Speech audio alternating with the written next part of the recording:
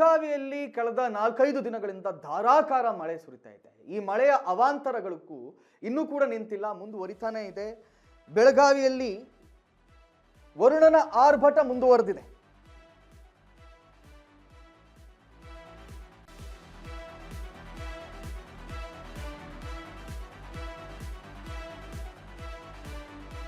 ಮಳೆರಾಯನ ಆರ್ಭಟಕ್ಕೆ ಮರಗಳೆಲ್ಲ ರಸ್ತೆಗೆ ಉರುಳ್ತಾ ಇವೆ. ಬೆಳಗಾವಿಯಲ್ಲಿ ಕಳೆದ 4-5 ದಿನಗಳಿಂದ ಸುರಿತಾ ಇದೆ ಧಾರಾಕಾರ ಮಳೆ ಹಾಗೂ ಬಿರುಗಾಳಿಯಿಂದ ಅವಾಂತರಗಳು ಮುಂದುವರೆದಿದೆ. ನಗರದ ಕುವೆಂಪು ನಗರದಲ್ಲಿ ಇಂದು ಬೆಳಿಗ್ಗೆ ಮರವೊಂದು ಕಾರಿನ ಮೇಲೆ ಉರುಳಿ ಬಿದ್ದಂತ ಘಟನೆ ನಡೆದಿದೆ ಅಂತೆ.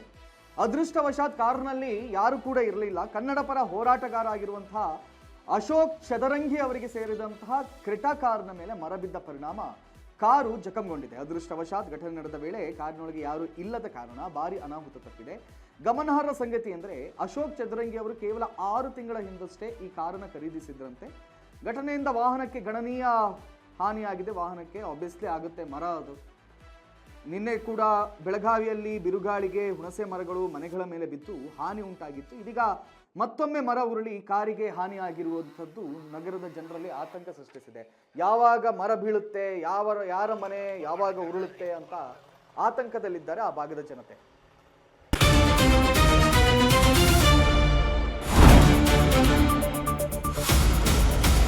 ಸಂಪೂರ್ಣ ನ್ಯೂಸ್ 24x7 ಇದು ನೊಂದವರ ಧ್ವನಿ.